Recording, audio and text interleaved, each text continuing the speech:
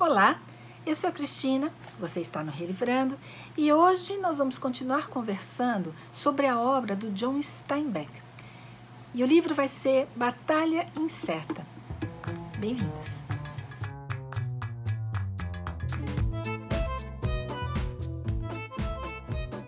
Muito bem, então hoje nós vamos conversar mais um pouquinho sobre a obra do John Steinbeck, dando continuidade ao projeto em conjunto com o canal da Leila Cardoso, que é ler toda a obra do John Steinbeck em ordem cronológica.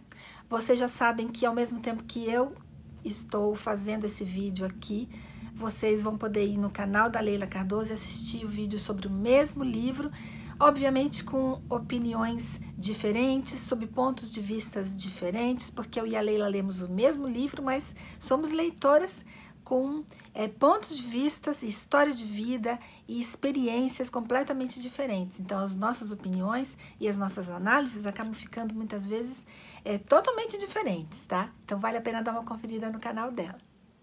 E este aqui é mais um livro ambientado logo após a Depressão de 1929. Então, ele se passa durante os anos 1930 na Califórnia. O Steinbeck era um homem do seu tempo que escrevia sobre o seu tempo e principalmente sobre a Califórnia.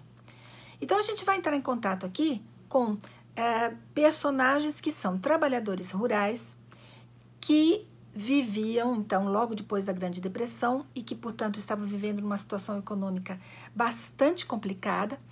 Eles trabalhavam por salários muitíssimo baixos, mas eles não tinham muita opção porque ou eles trabalhavam ganhando muito pouco, ou então eles morreriam de fome porque o desemprego era muito grande. Então as condições de vida desses trabalhadores era muito ruim, eles viviam em condições precárias de moradia, de higiene, saúde, assistência social, alimentação, eles se alimentavam muito mal. Então eram trabalhadores que estavam vivendo numa situação numa época muito complicada e estavam sofrendo muito as consequências da Grande Depressão. E é interessante a gente destacar que o próprio Steinbeck ficou muito surpreso quando esse livro, que ele considerava o mais controverso e o mais sombrio que ele havia escrito até então, entrou para a lista dos best-sellers em 1936, quando ele foi editado. E esse livro começa contando a história do Jim, que é um garoto, que é aceito do Partido Comunista, isso porque o recrutador chegou à conclusão que ele é um garoto, que apesar de muito jovem, não tinha nada a perder, porque até então, a vida dele não tinha sido fácil não, gente. Ele tinha sido um garoto extremamente pobre, filho de um pai bêbado, né, alcoólatra e extremamente violento. Ele havia perdido uma irmã, a irmã havia sumido quando ela ainda era adolescente, ele era uma criança, e nunca mais ninguém soube dela. A mãe era uma pessoa extremamente frágil e submissa, e ele havia, nesse momento em que havia sido aceito no Partido Comunista, ele havia enterrado a mãe, acabado de enterrar a mãe. Logo depois que ele tinha saído da prisão, onde ele estava, por razões não muito claras. Ele próprio não sabia por que ele havia sido preso. E logo que o Jim chega no Partido Comunista, ele conhece o MacLeod, que é um membro do partido, um membro bastante ativo, e ele vai com o MacLeod para uma região que o Steinbeck criou, uma região fictícia, chamada Torgers Valley.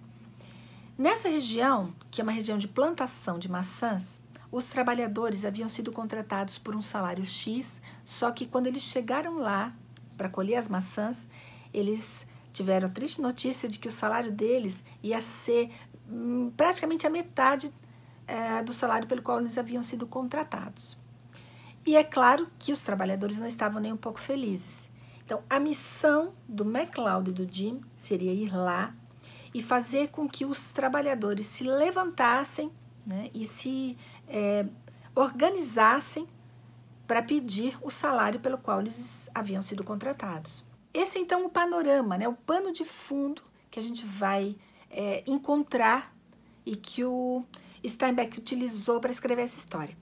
Uma história que aconteceu. Quer dizer, essa greve realmente aconteceu, foi a greve mais longa da época e que teve maior repercussão. E vale a pena também a gente destacar que essa história, esse livro, que é A Batalha Incerta, costuma ser agrupado numa trilogia junto com De Ratos e Homens, que é o próximo livro que o Steinbeck vai escrever e que a gente vai ler, é o próximo que a gente vai ler, e As Vinhas da Ira. Então, eles costumam agrupar, né, os biógrafos, historiadores, costumam agrupar esses 3 livros numa trilogia que eles dão o nome de Labor Trilogy, que é a trilogia do trabalho.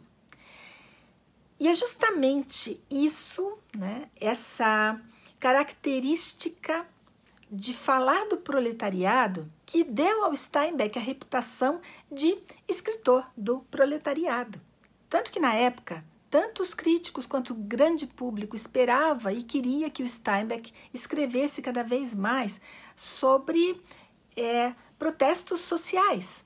Só que o próprio Steinbeck não queria atrelar a obra dele ao partidarismo artístico, como ele chamou, né? Ele queria ficar livre disso, ele queria ser livre para escrever sobre qualquer coisa e com uma certa isenção. O Steinbeck se dizia um escritor imparcial. Ele achava que todo escritor que fosse falar sobre um evento social deveria se manter à parte, deveria se comportar como um jornalista, né?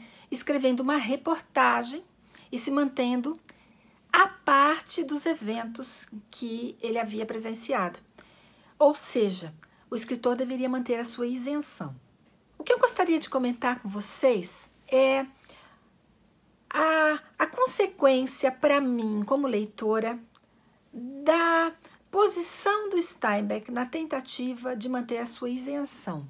O que resultou para mim? O que aconteceu com o livro e com essa história?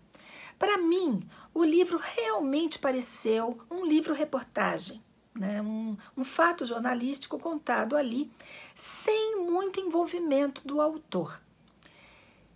Culminando até em personagens que têm um pano de fundo, características excelentes que poderiam ter sido mais exploradas, mas que não foram. Então, para mim, esses personagens não causaram empatia. Eu não consegui me envolver com os personagens.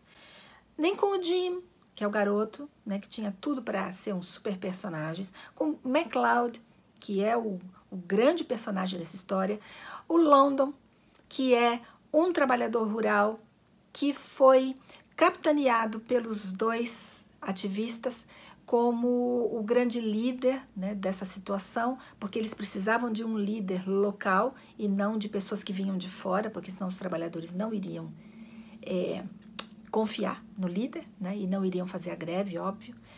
O Doc, que era o doutor que foi levado para o acampamento de grevistas pelo Partido Comunista, mas ele estava ali para garantir a higiene e a saúde das pessoas que estavam no acampamento, porque uma coisa que a gente aprende quando lê esse livro, eu pelo menos não sabia, é que naquela época, pelo menos os trabalhadores itinerantes não poderiam ficar em nenhum lugar na Califórnia se eles não estivessem trabalhando, porque como eles não moravam ali, eles não poderiam ficar ali como grupo, né? Eles teriam que estar sempre se movimentando à procura de trabalho, de empreitadas, né? Então, o que eles fizeram para conseguir ficar na região? Eles, tanto o Mac quanto o Jim, conseguiram com que um pequeno produtor de maçã cedesse o espaço para eles. Então, em troca, os trabalhadores colheriam as maçãs desse pequeno produtor. Eles ficariam naquela região, naquela propriedade privada. As autoridades não poderiam tirá-los dali, porque eles estavam numa propriedade privada. O médico estava ali cuidando das pessoas para que a parte sanitária, a parte de saúde fosse garantida. O partido provinha a alimentação daquelas pessoas. Mas, vocês vejam, todos esses personagens e essas situações poderiam criar empatia no leitor, pelo menos em mim, mas não criaram. Eu li esse livro com uma certa urgência de ver onde é que ia dar.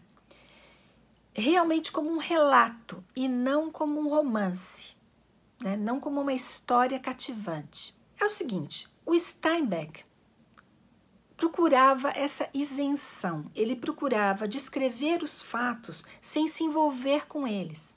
Aí vocês vão me perguntar, mas o escritor precisa se envolver com os fatos? Ele precisa dizer o que ele pensa? Né? Ou ele pode simplesmente relatar?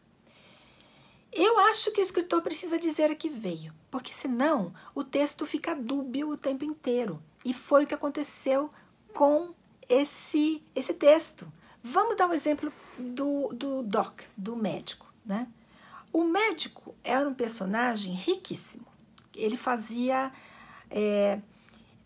algumas observações filosóficas, moralistas, né, que poderiam ter sido exploradas no texto. Porque ele era um outsider.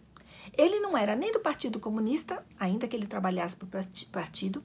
Ele não era a favor dos trabalhadores. Ele não tomava partido dos trabalhadores.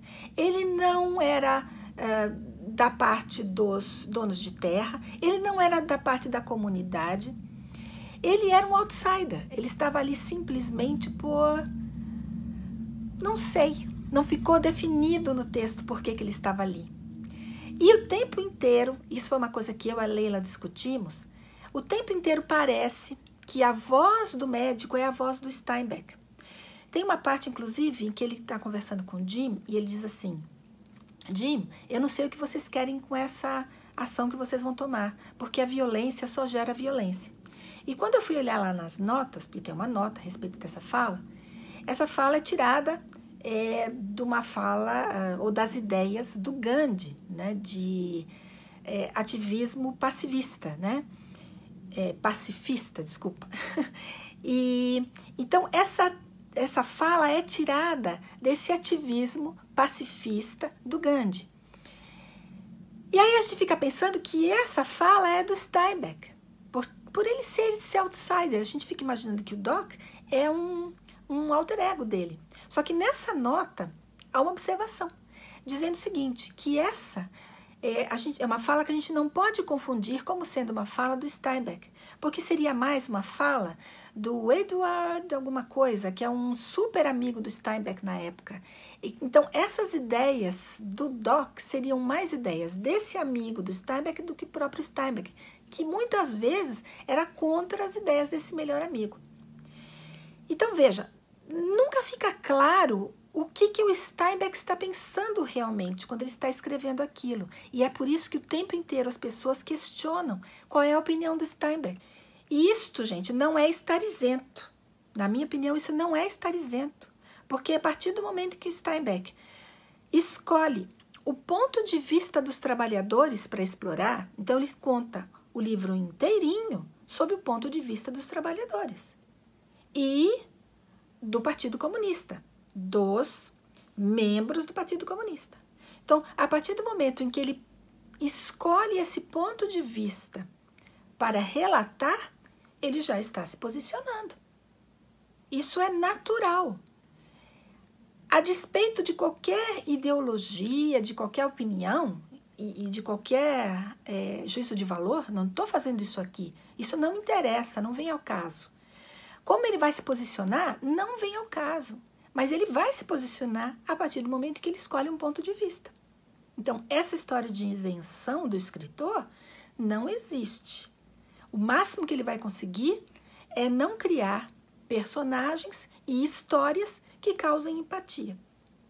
E olha só, logo depois que eu acabei de ler o livro, eu assisti o filme que foi feito agora em 2016 sobre esse livro. Eu acho que já existe outro filme da época, mas eu não procurei não. Eu já fui logo ver esse filme mais atual. E a diferença, a grande diferença entre o filme e o livro é que justamente o filme se posiciona. O James Franco, que é o diretor e que faz o papel do MacLeod, ele se posiciona. Ele fala o seguinte, eu vim aqui, isso durante todo o filme, eu vim aqui com este filme mostrar para vocês a situação dos trabalhadores durante os anos 1930. Como foi que esses trabalhadores sofreram? O que foi que as pessoas que ajudavam os trabalhadores fizeram? Como é que essas pessoas atuaram? né? E as consequências disso. Então, ele se posiciona, coisa que o Steinbeck não fez no livro. Percebem a diferença? Inclusive porque o filme é um relato histórico e o livro não.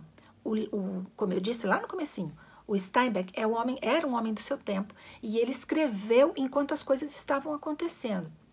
Então, ele escreveu aquilo que ele via, né? E aí ele relatava.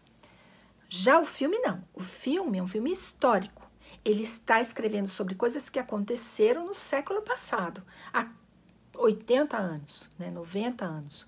Então, ele é um filme sobre um momento histórico. Então, ele tem uma visão pós-acontecimento, né? Então, ele pode chamar fatos e chamar conclusões póstumas, coisa que o Steinbeck não conseguia fazer. E o Steinbeck estava certo. Esse é realmente um livro controverso e sombrio. E o filme é controverso e sombrio. E, na minha opinião, os dois são cansativos. Mas isso não significa que não tenha que ler e assistir o filme. Tem sim, porque esse livro já mostra, não mais o escritor em formação, gente, agora já mostra o Steinbeck com toda uma bagagem literária. Ele agora realmente já é um escritor, tá? Que vale a pena ser lido. Ele faz relatos muitíssimo importantes da sua época, ou sobre a sua época, né? Eu espero que vocês tenham gostado desse vídeo. Se gostaram, deem um joinha. Cliquem no sininho para receber notificações de novos vídeos que saem todos os sábados. Continuem ligados no projeto. Este ano de 2018, acho que não vamos mais ler Steinbeck, só em 2019. A gente vai avisar para vocês nas nossas redes sociais, tanto eu quanto a Leila. Aliás, vão lá, né? Você tem que ir lá no canal da Leila para assistir o vídeo dela sobre esse livro aqui. E é isso. Boa semana para vocês.